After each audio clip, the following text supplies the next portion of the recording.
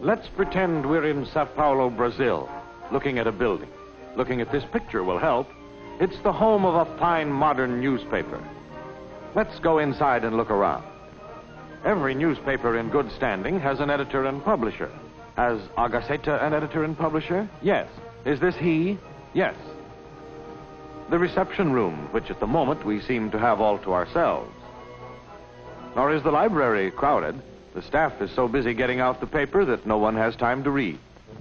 In the business office, however, the boys are busy, probably scrutinizing reporters' expense accounts. Ah, the advertising department. Here's where they have to work. No ads, no paper. Another must on any sheet, the sports department. What, an auditorium? Yes, but just now it's crowded with little men who aren't there. There's a special edition of this paper for children. United States papers, please copy. The art department. The business in hand here is not art with a capital A, but just pictures and more pictures, pictures for the news section, pictures for the ads, pictures for the comic strips. And then the city room, where the reporters do the sitting down part of their jobs. And their boss, the city editor. News by radio, big news. A plane carrier sunk. Here, take this to the desk. The assistant editor gets the flash. The journalistic wheels start spinning. Word goes to the rewrite desk. A story right away on that plane carrier. And have we a picture of that ship? Morgue? Is this the morgue? Very well, they'll look. And of course they'll have that plane carrier. A good newspaper morgue has on file, in pictures or clippings or cuts, everything from A to Z. Animals, boxers, calamities, debutantes, excavations, floods, Goebbels, hangings, Indians, judges, kings, lumber, murderers, nitroglycerin, operas, petroleum, quintuplets, Roosevelt, Stalin, tapestries, uprisings, vultures, wines, X's marking spots, youngsters, and zebras. So they have the plane carrier? Yes. While the morgue is getting out the picture of that ship, the photo engraving room is getting ready to change it from a photograph to something you can put on a press and print with. First step, photographing the photograph on glass. The photographic image is transferred to a sensitized zinc plate. The plate then has to have the non-printing parts of its surface removed. This is done by chemical action. Here are some plates, all nicely eaten away in the right places, ready for trimming and then for insertion in the printing forms.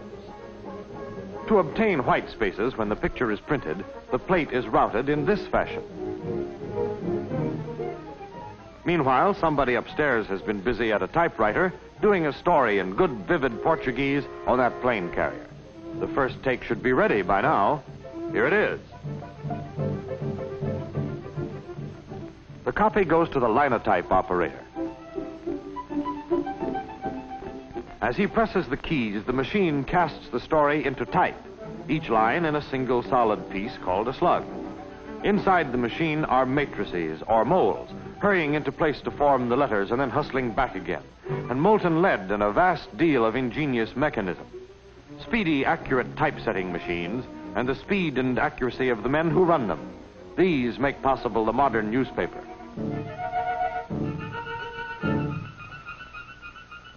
Now that a couple of hundred stories have come off the linotype machines, and the halftones and line cuts are all made and trimmed, and everything is nicely assembled on the make-up table, are they ready to go ahead and run off the edition? Dear me, no. This is not the lead they'll print from.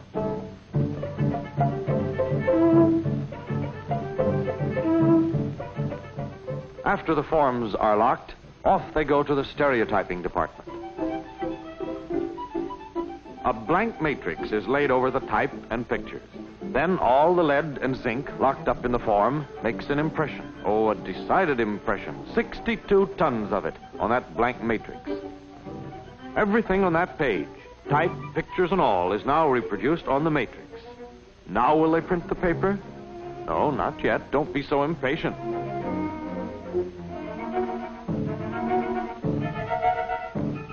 The matrix goes into a casting machine. More molten lead is in there somewhere. Now the whole page, reading matter, pictures, and all, is cast into lead again. Now they'll have something to print with. That is, pretty soon. The castings first go to another machine where they're trimmed to just the right size for the presses. Does all this seem to you fussy and time-consuming? Well, it all goes faster than you can say Juanico Robinson.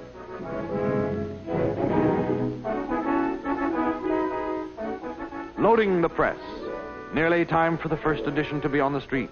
Have to start them rolling pretty soon. But what'll they print on? Can't have newspapers without newsprint. Where's the paper? Paper? Sure there's paper. Lots and lots of it. About 20 rolls of it for each edition. While editors and reporters and proofreaders and linotypers and photographers and engravers and all the others have been putting the edition together, some of the other boys have been loading the presses with paper. Deadline for starting the first edition through the presses is high noon. Everything is about ready now. This moment, repeated every day in any big newspaper office, is like that pleasantly exciting moment in the theater just before the curtain goes up. Let her go. It's noon. The clocks say so, the sirens say so, the people outside waiting for newspapers all know so. Start those presses rolling. So the big daily grist of news goes through the milling, rolling presses. More gains for Russia on the Eastern Front. Menuno Azul picked to win the 4th today at the Jockey Club. U-boats off the coast. Quadruplets born in Chile. Churchill gets confidence vote in Commons. Dogs barking saves 8 in Rio fire. Senorita Maria Duarte engaged to be married. 9 German generals suddenly taken ill. Lots of news. Big news, trivial news, tragic news, amusing news, world-shaking news, all sorts of news for a news-hungry world. So it is here in Sao Paulo as it is in any other big city where the press is free and where the people who turn out newspapers know their trade. This is Sao Paulo, but it might as well be Boston or Indianapolis or Dallas or Frisco.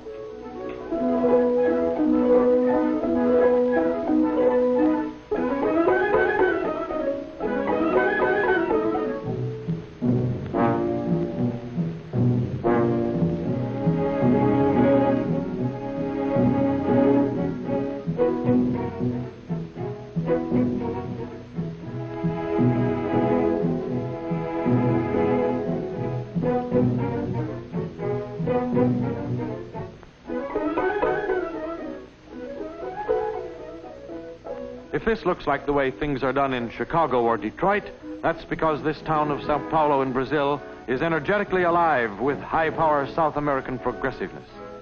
Where is the fastest-growing city in the Western Hemisphere? In the United States? No, sir. It's this same Sao Paulo in Brazil. 1,200,000 people, and 50,000 more of them each year. Modern commercial and industrial life abounds in Sao Paulo as in no other place in South America. No wonder they need brisk, up-to-date journalism, and they get it.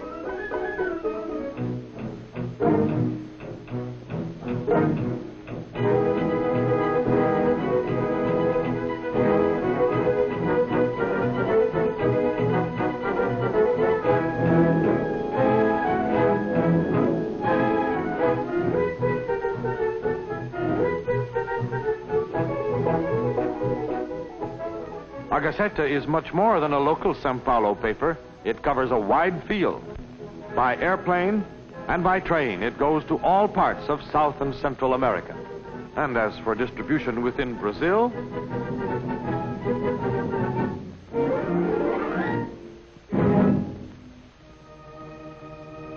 F-I-M, pronounced FEM, being, yes, you guessed it, Portuguese for the end.